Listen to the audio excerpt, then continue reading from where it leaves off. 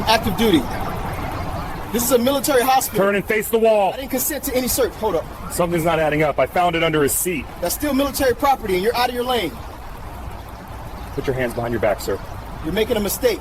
No. You're trespassing. I need you to leave immediately. The order was directed at a man wearing U.S. Army combat fatigues with a medical insignia on his chest, standing outside the emergency room entrance of County Regional Hospital in Fayetteville, North Carolina. He was waiting for his wife, an ER nurse finishing her shift inside. He'd been standing there for 6 minutes. The police officer making the demand didn't ask questions, didn't verify employment, didn't check identification. He saw a black man in military uniform outside a hospital at 11:47 p.m. and decided he didn't belong. The hospital's exterior security camera captured what happened next. So did the officer's body camera. So did 3 witnesses' cell phones. All of it would document how a decorated Army combat medic, literally wearing the uniform of his country, would be handcuffed, arrested, and charged with trespassing and resisting arrest at the very hospital where he'd saved lives during previous deployment injuries. The footage would reach the Pentagon within 18 hours. What followed wasn't just a lawsuit. It was a federal intervention that exposed how quickly authority could criminalize service itself. Thursday, September 28, 2023, 11:41 p.m. outside County Regional Hospital emergency entrance, Fayetteville, North Carolina. The night was cool, temperature 62 degrees, clear sky. The hospital parking lot was well lit, busy with emergency room traffic typical for a Thursday night near Fort Liberty, the massive Army base formerly known as Fort Bragg. Sergeant First Class Michael Hayes stood near the ER entrance, checking his phone. He wore his Army combat uniform, the standard digital camouflage fatigues worn by active duty soldiers. His name tape read Hayes across his chest. His rank insignia was clearly visible. The combat medic badge above his left breast pocket identified his specialty. A deployment patch on his right shoulder showed his recent service in Poland supporting NATO operations. He was 32 years old, 8 years in the Army, currently assigned to the 82nd Airborne Division at Fort Liberty. His wife, Jessica, was an ER nurse finishing the night shift. She'd texted him 20 minutes earlier asking him to pick her up. Her car wouldn't start. Michael had driven from their apartment in uniform, having just returned from a training exercise that ran late. He'd arrived at 11:35 p.m., parked in the visitor lot, and walked to the ER entrance to wait. He stood near the automatic doors, out of the way of ambulances and foot traffic, scrolling through his phone. Fayetteville Police Officer Derek Stevens pulled into the hospital driveway at 11:41 p.m. He was responding to a call about a disturbance in the parking lot, an unrelated incident already resolved. His patrol car's dashcam activated automatically, recording everything ahead. Stevens saw Michael standing near the entrance. He pulled up to the curb, exited his vehicle, and approached with purposeful strides. His body camera activated, timestamp reading 11:42 and 18 seconds p.m. "Hey," Stevens called out. "What are you doing here?" Michael looked up from his phone, his expression neutral. "Waiting for my wife. She works here." Stevens stepped closer, his hand resting near his duty belt. "You can't loiter here. This is hospital property." "I'm not loitering," Michael said calmly. "My wife is an ER nurse. She gets off at midnight. I'm picking her up." Stevens looked Michael up and down, his eyes lingering on the uniform. "You got ID?" "Yes, sir," Michael said. He reached for his wallet slowly, extracting his military identification card and his North Carolina driver's license. He held them out. Stevens took the cards, glanced at them briefly, and handed them back. "You still can't wait here. Hospital policy. No unauthorized personnel near the ER entrance." "I've picked her up here before," Michael said, his voice still calm but carrying an edge now. "I'm literally standing outside. I'm not blocking anything. I'm waiting for my wife." "I don't care," Stevens said. "I'm telling you to leave. If you don't, you're trespassing." The hospital security camera captured Michael's expression shifting from confusion to disbelief. "Trespassing?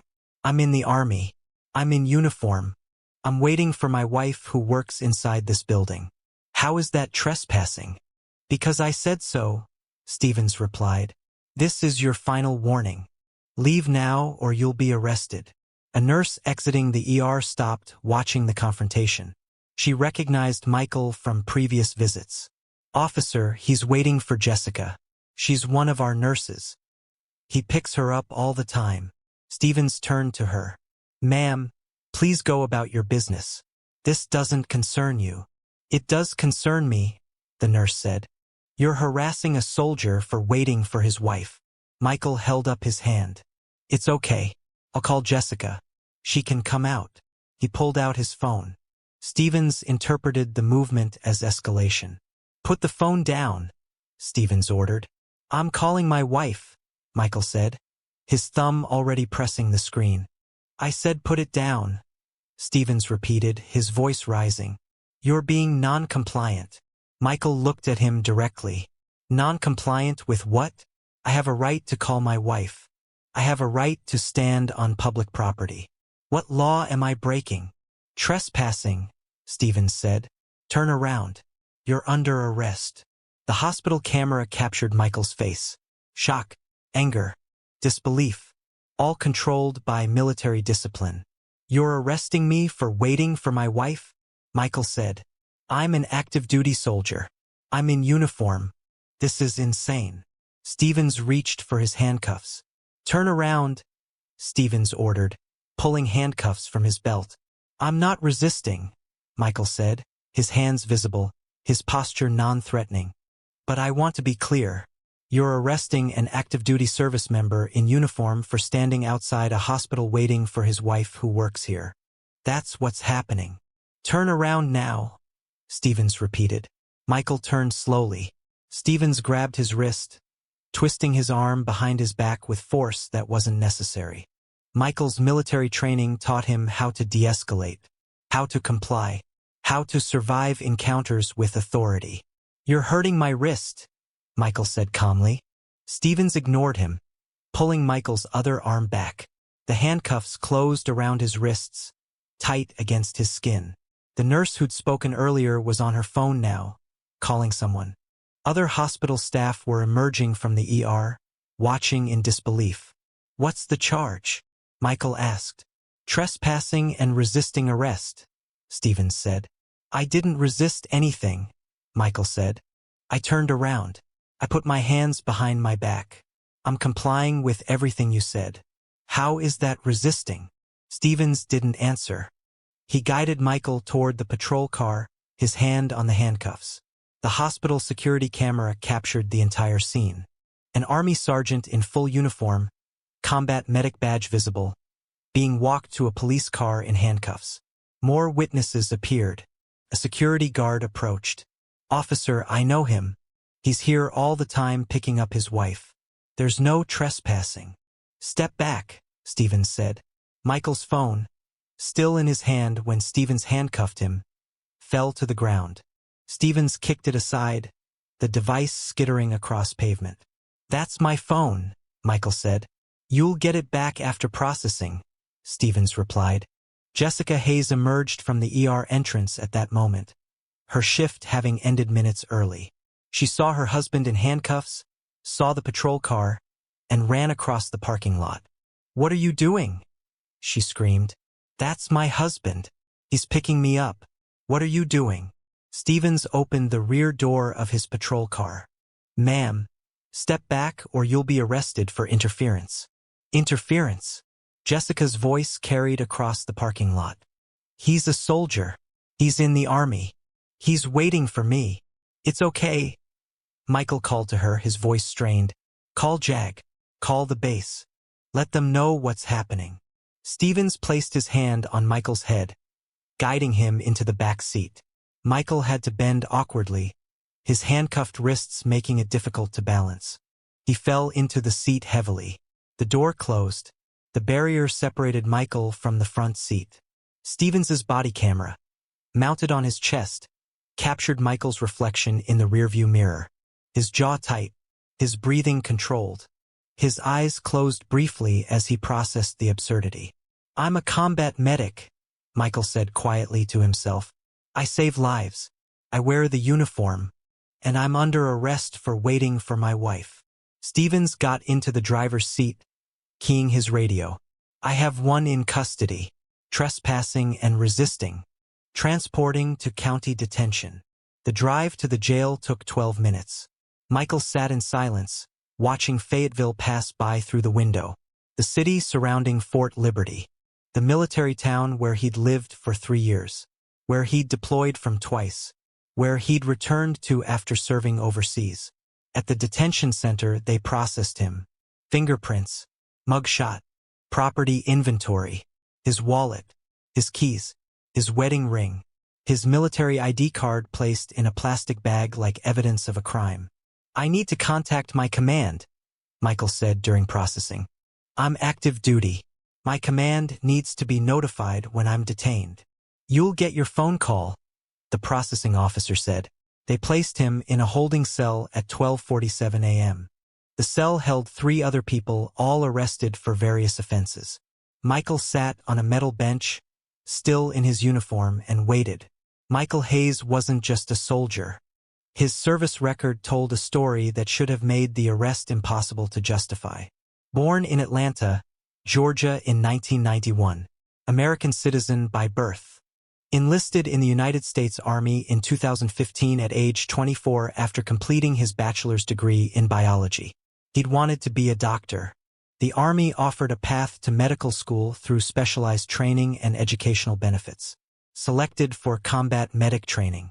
Graduated top of his class at Fort Sam Houston. Assigned to the 82nd Airborne Division, one of the Army's premier rapid deployment forces. Deployed to Afghanistan in 2017, serving as a line medic with an infantry company. He'd treated wounded soldiers under fire. Had saved lives in conditions where minutes meant the difference between survival and death. He'd earned an Army Commendation Medal for treating casualties during a Taliban ambush, exposing himself to enemy fire to reach wounded paratroopers. The citation was specific. Professional competence under extreme stress. Life-saving medical intervention in combat conditions. Deployed again in 2022 to Poland, supporting NATO operations during the Ukraine crisis. Promoted to Sergeant First Class in 2023. Currently assigned as a senior medic responsible for training junior soldiers. His service was documented. In Army databases, in personnel files, in deployment records, in his uniform itself, the patches, the badges, the rank insignia, all visible evidence of who he was and what he'd done. Stevens hadn't asked about any of it. He'd seen a black man in uniform outside a hospital and decided he didn't belong. The military ID Michael provided meant nothing. The combat medic badge meant nothing. The uniform itself meant nothing. Michael's identity wasn't hidden. It was displayed on his chest. The officer had chosen not to see it. At 1:34 a.m., Jessica Hayes called Fort Liberty's Staff Duty Office, the 24-hour command center that handles emergencies involving base personnel. She explained that her husband, an active-duty Sergeant First Class, had been arrested by civilian police while in uniform outside the hospital where she worked. The Staff Duty NCO immediately contacted the 82nd Airborne Division Command. Within 30 minutes, a JAG officer was reviewing the situation. Within an hour, a field-grade officer was en route to the detention center. At 2:47 a.m., Major Robert Chun, a JAG officer, arrived at the county jail demanding to see Sergeant Hayes. He presented military credentials and invoked federal authority over active-duty personnel. The detention center staff pulled Michael from the holding cell. Major Chun spoke with him privately for 20 minutes, documenting everything. The arrest circumstances, the lack of probable cause, the hospital location, the witnesses. Chun immediately contacted the Fayetteville Police Department's watch commander, demanding body camera footage and incident reports. He also notified the Pentagon's Office of the Inspector General. An active-duty soldier in uniform arrested while performing a routine family task required immediate review. By 4 a.m., the police department's leadership was reviewing Stevens's body camera footage. What they saw was indefensible. A soldier in uniform, Military ID provided. Multiple witnesses confirming he was waiting for his wife. No crime. No violation. No legal justification. The hospital security footage corroborated everything. Michael standing calmly, complying with every command, being arrested anyway. The witness cell phone videos already uploading to social media showed the same. An army medic in uniform handcuffed outside a hospital. The videos were being shared rapidly, tagged with hashtag support our troops and hashtag police brutality. The charges were dropped at 6:15 a.m. Trespassing dismissed. Resisting arrest dismissed. Michael was released with an apology from the watch commander.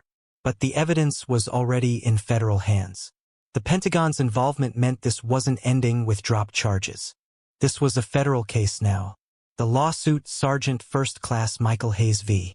City of Fayetteville, Officer Derek Stevens, was filed in federal court in the Eastern District of North Carolina 8 weeks after the incident. The Department of Defense submitted an amicus brief supporting Hayes. The Pentagon had a vested interest. Soldiers in uniform being arrested without cause undermined military authority and readiness. The brief was unprecedented in its directness. The complaint alleged violation of Fourth Amendment rights, false arrest, malicious prosecution, and violation of the Servicemembers Civil Relief Act. The evidence was overwhelming. Stevens's body camera showed everything. Michael standing peacefully, providing military ID, explaining his wife worked inside. Multiple witnesses confirming his account. The arrest proceeding anyway. Hospital security footage showed the same. No trespassing. No violation. Just a soldier waiting. Cell phone videos from 3 witnesses documented the handcuffing, Jessica's arrival, her screaming that he was her husband, the complete absence of any criminal conduct. Stevens's deposition was damning. Did you verify whether Mr. Hayes's wife worked at the hospital before arresting him? No. Did you check with hospital security? No. Did you see his military ID? Yes. Did you see his army uniform? Yes. Did anything about his conduct suggest criminal activity? Long pause. He was non-compliant with my orders. What orders? To leave the property. Did you have authority to order him to leave public hospital property where he was lawfully waiting for his wife? No. Answer. The case settled before trial. The city's insurance carrier and legal team recognized the exposure. A soldier in uniform arrested at a hospital with Pentagon involvement and overwhelming video evidence meant catastrophic liability. The settlement was $3.8 million. The amount included compensatory damages for false arrest and emotional distress, plus substantial punitive damages calculated to send a message about military respect. Stevens was terminated. The police chief issued a public apology. The department implemented new training on military personnel rights and verification requirements before arrests near military installations. The Pentagon's Inspector General issued findings. The arrest constituted interference with military readiness. Recommendations included federal legislation protecting service members in uniform from arrest without supervisory approval except in cases of immediate danger. Michael accepted the settlement not for the money, but for the accountability. The case established precedent. Soldiers in uniform deserved basic verification before being treated as criminals. The settlement triggered policy changes across Fayetteville and other military communities nationwide. The Fayetteville Police Department implemented mandatory protocols. Officers encountering individuals in military uniform must verify identity through base liaison before arrest except in violent felony situations. Supervisory approval required for any detention of active duty personnel. Fort Liberty established a rapid response team. Any soldier detained by civilian law enforcement triggers immediate JAG and command notification. Military liaison officers assigned to local police departments to facilitate verification. The Pentagon issued service-wide guidance. Commands must educate soldiers on their rights during civilian law enforcement encounters. Documentation of uniform status in any arrest situation. Direct reporting channels to Inspector General offices. Michael returned to duty, promoted ahead of peers. His case became training material at the Defense Equal Opportunity Management Institute, a study in how bias could override visible evidence of service and status. The hospital where Jessica worked installed signage clarifying that family members of staff could wait in designated areas. The policy had always existed but was never enforced until an officer decided a soldier didn't belong. Michael's uniform, the same one he wore during the arrest, was preserved. Not as evidence anymore, but as a reminder. Service members deserve respect, not handcuffs, when performing the simple act of picking up family. Michael Hayes's case answered one question definitively. A police officer's assumption plus failure to verify equals $3.8 million in damages, a terminated career, and Pentagon intervention. But harder questions persist. How many service members have been profiled while in uniform without resources to fight back? How many times does wearing the flag mean nothing when bias decides who belongs? The footage still exists. The body camera, the security video, the cell phone recordings. All permanent documentation. But documentation requires people willing to demand accountability. Departments willing to verify before arresting. A society willing to recognize that service means something. Michael wore the uniform, carried the ID, displayed the rank and badges earned through training and deployment. None of it mattered until the Pentagon intervened. If you believe soldiers in uniform deserve basic respect. If you believe service should prevent assumption of criminality. If you believe military ID should mean something, subscribe. Because accountability demands witnesses. And justice requires refusing to accept that wearing your country's uniform makes you a suspect.